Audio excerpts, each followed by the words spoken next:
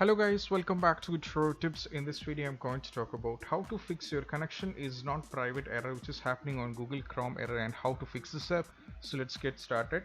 So the first thing what you have to do is just have to go here and you have to search for control panel. You have to search for control panel. You just have to click on this. Now from here you just have to navigate to network and sharing center. You just have to right click on this. Now from here you just have to tap on change adapter settings. Now from here you just have to right click on this and you have to go to properties.